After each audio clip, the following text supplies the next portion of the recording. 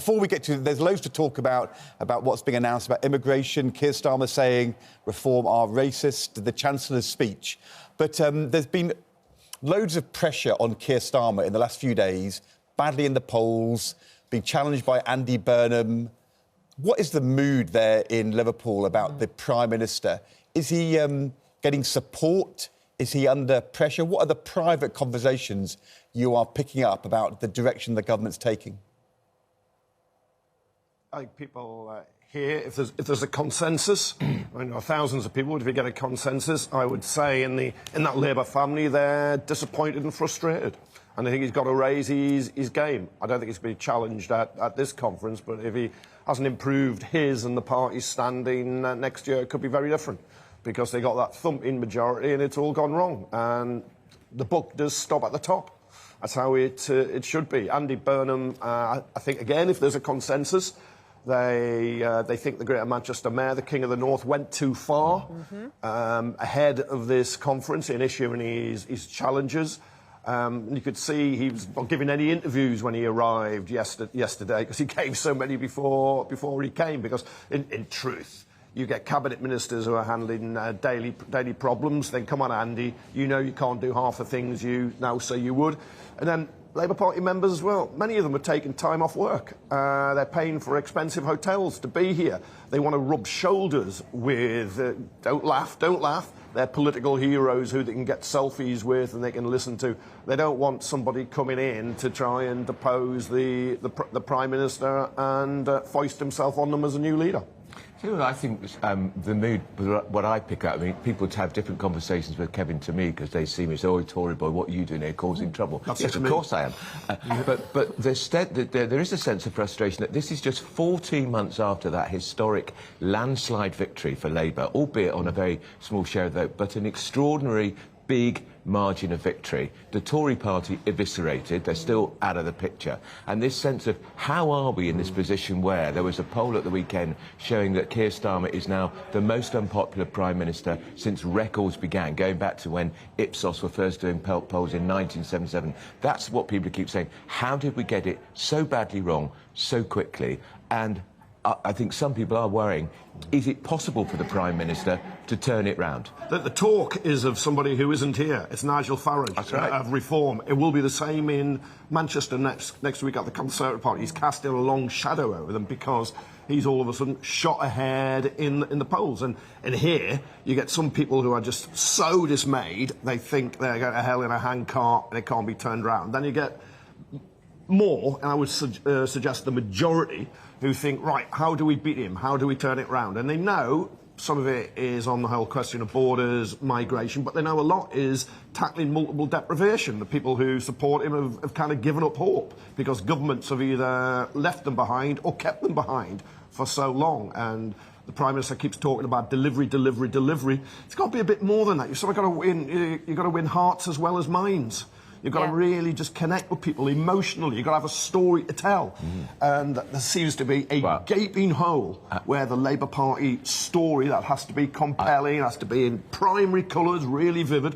Where is it? It's a solution we're still asking. Kevin, I've been saying that from the beginning. What is the narrative of this Labour government? I don't know. Well, Anna, you talk to Labour people in the bar. What does this government stand for? We're not sure. I asked them, what do you stand for? We're not sure. The theme this week appears to be patriotic renewal.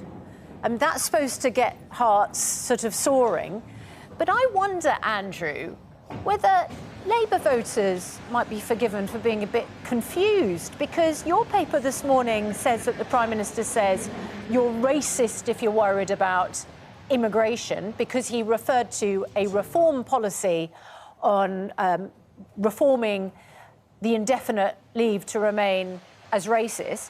But on the front of the Times this morning, immigrants face a good citizenship test in order to stay in the UK. The Home Secretary is going to reform indefinite leave to remain. That's not clear blue water. I mean, I'm sure the Prime Minister would say, well, there's a little bit of a difference between those two policies, but I'm not sure that little bit of a difference is going to hit home with voters. No, and in fact, what the Home Secretary is proposing is something that the Tories were proposing some weeks ago, and when there was a previous Home Secretary was rejected. Look, I think there are conflicting messages here to how do they take on reform. Our reform, if you went to that big march in London a few weeks ago, does that make you racist? No, it doesn't, in my view. A lot of people went to that march because they were genuinely concerned about the impact of mass immigration in this country. But then you've got Starmer using the R word yesterday, racism. Now reform leaders are going to say, if you support us, Labour is saying you're racist. They're not racists. They're not racist. He specifically said he wasn't calling people voting reform racist. Gives that impression. He did not say... It's the impression you are twisting what he said. Nor did he say, if you're concerned about migration, that is racist. He went out of his way to say there is a reform policy that people who are here legally working, paying tax, settled families, some of them in the health service, that's a predominantly brown or black group that you are threatening to mass deport, these people, then that is racist. Yep. He said that policy of reform is racist. It is racist. But the Home Secretary... Unquestionably, that is a racist policy. But on the front page of the Times today, the Home Secretary is making it absolutely clear that very group of people that Farage is talking about, she's going to make it much more onerous and difficult to stay. There's going to be far more tests. So on the one hand, we can call it racist, but on the other hand, we're going to do quite a bit of it ourselves. We think we can do it because we're respectable, because we're Labour. Can I just interrupt for a moment? Kevin, what is the Home Secretary saying about this new test for indefinite leave to remain, and what would happen to people who failed it? These are people coming in future. It is not people who have been settled here and have been for donkey's years, right? That is the difference. It's how you go forward. So it's very different. But what she's saying is, at the moment, if you come and you settle in Britain and you work and you're paying tax, after about 5 years, you can apply to stay here. Not automatically given, but it's usually given that right. And in future, there will be additional tests. You have to show your benefit to the community. You have to pass a language test. You've got to have a clean criminal record. Quite what that means, I don't know. If you've been caught speeding, would that count against you? I think those areas would be, I'm sure, debated in the future. It'd be very different if you're a rapist or a murderer or whatever. Although I do not want to fall into that trap of reform and others of suggesting everyone who comes here is somehow like that when it's not, when they very few offenders. But that's it. So it's toughening up the criteria. And yes, it is, of course, a response to Nigel Farage and reform, if that was going to be your next question. Because he's making the mood music and the running on this. He's dictating it. Labour is dealing with a situation where you did have record net migration under the Conservatives. It also had the borders weren't at times enforced by the boat people, the crossers, which was become an obsession of a lot of people. Record numbers this weekend. They're dealing with a huge backlog in assessing claims because the last government didn't do that, and I suppose 12 minutes they just kept shouting Rwanda.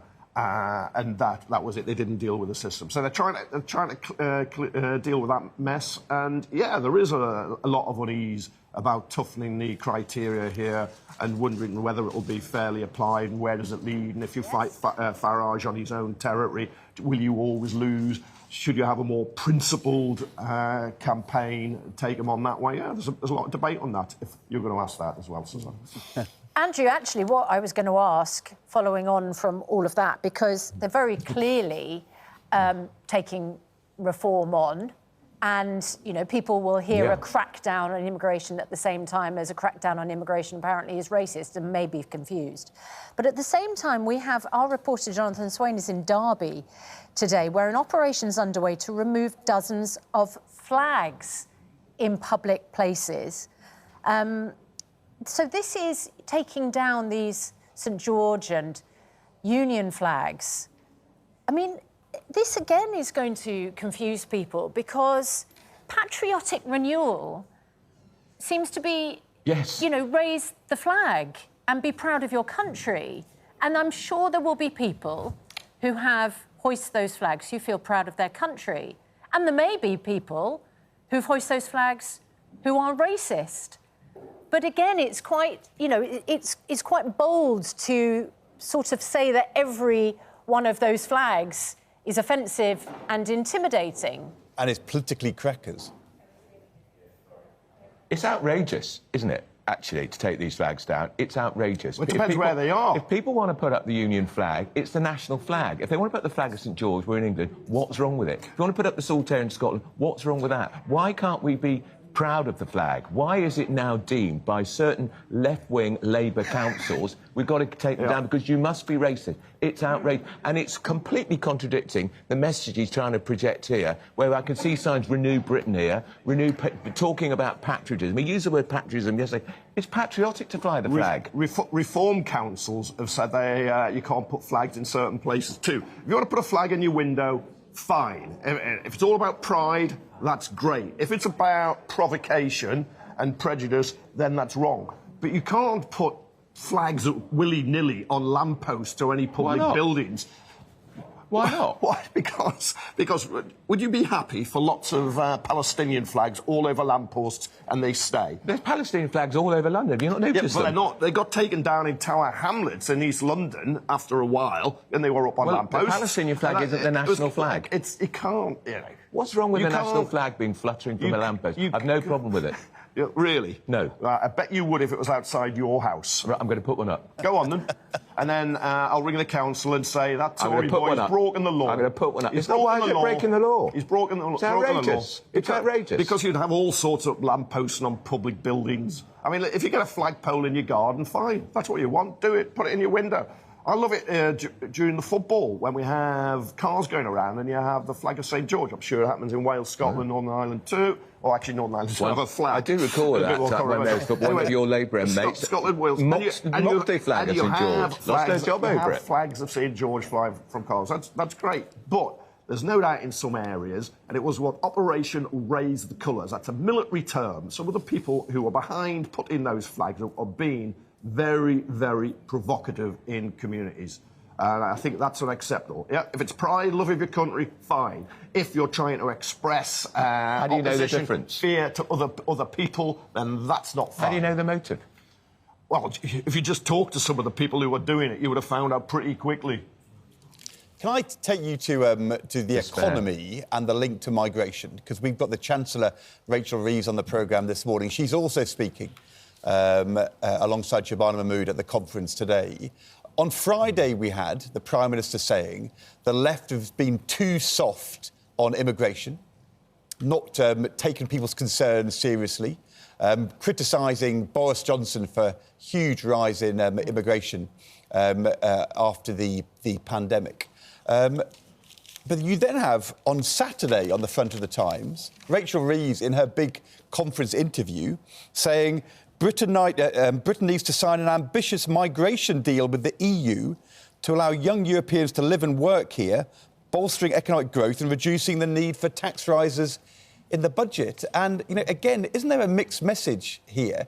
If the government is saying that they're going to be tougher on migration, but you've got the Chancellor saying we need tens of thousands more young people coming from Europe to work here every year to get growth up, but isn't that exactly the same kind of contradiction and tension that Boris Johnson got into a few years ago?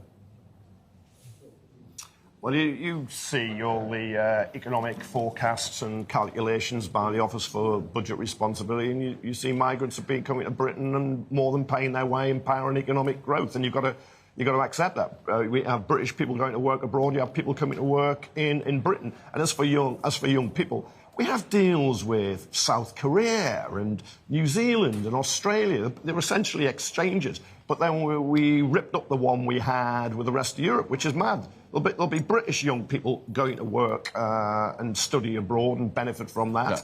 And then we'll have people coming into Britain to do the same. I think that's good. I want to live in an open country, a fair, tolerant country. I don't want to live in North Korea. We're going to have later today. The Chancellor is going to talk about a guarantee to get young people back into work. Almost 1 million people between 18 and 24 not working. So why do we need all these people pouring in from the European Union? You ask, is it a contradiction, Ed? Yes, it is, because they won't tell us how many are going to come and they won't say how long they're going to stay for. Let's get the millions million who aren't working in Britain, the NEETs, not in education or full-time employment or training, get them to work, then we won't need all these people pouring in from Europe. It is a contradiction. And she's going to address that in her speech today, and so is the Work and Pension Secretary. I mean, if the Chancellor makes the argument Kevin just made... Look, I want them to speak up how migration has made Britain a better country. It's made Britain a diverse, vibrant country. It is good. Now, that doesn't mean you don't have controls. Of course it doesn't. But I want to hear, and it's where I think Keir Starmer, the Prime Minister, lost it completely with his island of strangers attack, where he didn't say migration has enriched our country. Anyone looking at Premiership football over the weekend is watching a team of migrants coming over here, scoring our goals and making our tackles, and football is so much better as a result.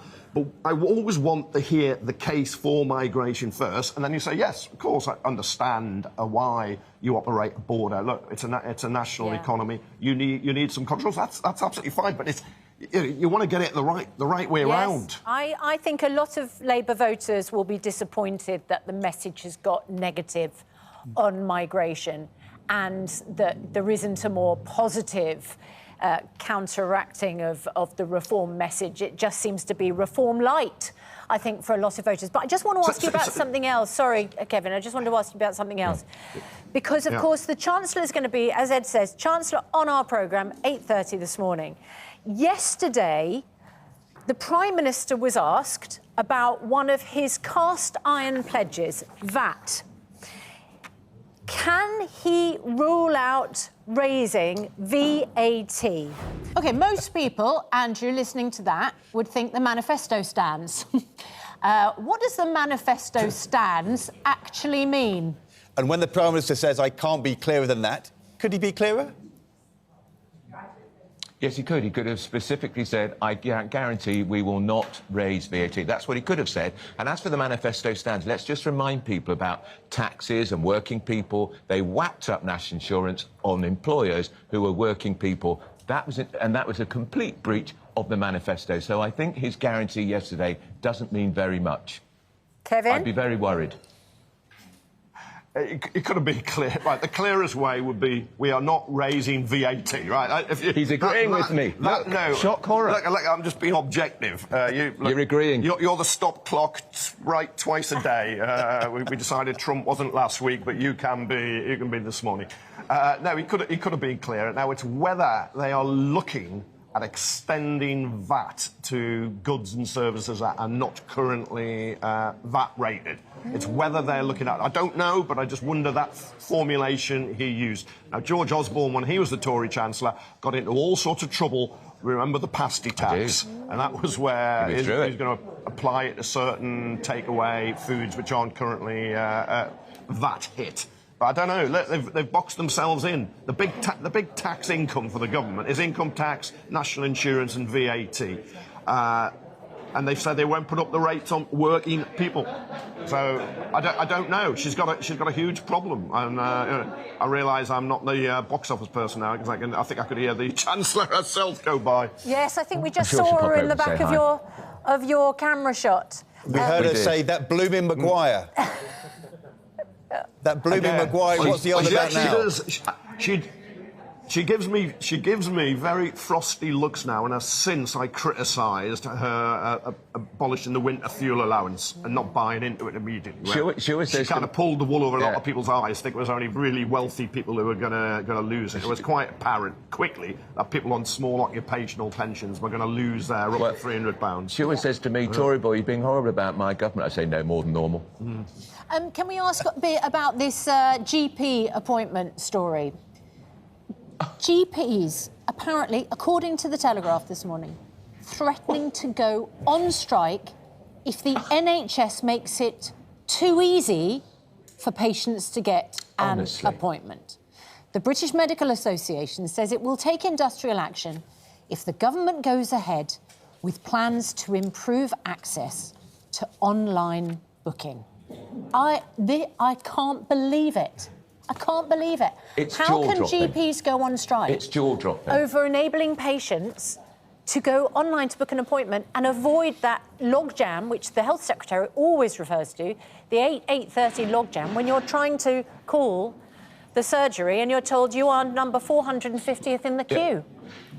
Exactly.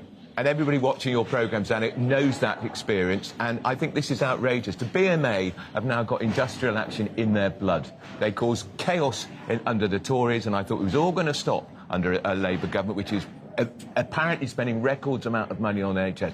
I think it's chilling what they're proposing, chilling, because we want more people to be able to see a GP, not fewer, and GPs should support that. The idea they're going to go in industrial action, it's appalling, and chilling is the word I'd use. It would be ludicrous if it is, Susanna, as you spelled it out in the Daily Telegraph. I usually find these issues are a little more complex when you dig into them, because I don't think most GPs are bloody minded like that. They're treating more people, seeing more people than ever before. They've got huge workloads, but there is a big problem that demand is outstripping supply, which is why going on strike won't help. Which is why you get the 8 a.m. rush. Going on strike will make it worse. If you can book online, that's great. If you can ring up, if you don't have access to a phone or you need some advice, then that's great. But the essential problem is we've got too many people wanting to see GPs and not enough GPs with the time to see them. That is the problem.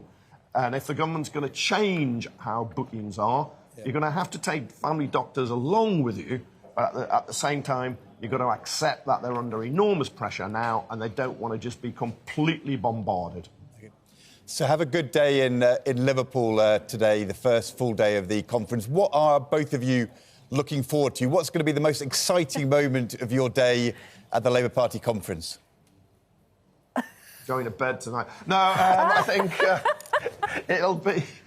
See him, mate. It's his age. It's his age, Susanna. He's tucked up at 6 o'clock now. It's got to be the speech by... It's got to be the speech by the Chancellor, hasn't it? Look, she's under the cosh, under huge pressure. How is she going to set out how she's going to make us all better off? And I'm interested in what the Home Secretary's got to say. She tries to appear to sound more and more like Nigel Farage, to the fury of you a lot. Yeah, well, we'll be speaking to Reform Zia Youssef just after 7 o'clock and the Chancellor at 8:30, and we will talk to you both at 8:45. Look, see what you can find out before then. Andrew, see if you can witness Kevin Maguire and the Chancellor making nice in the hours between now and 8:45. I bet they'll be off for a full English.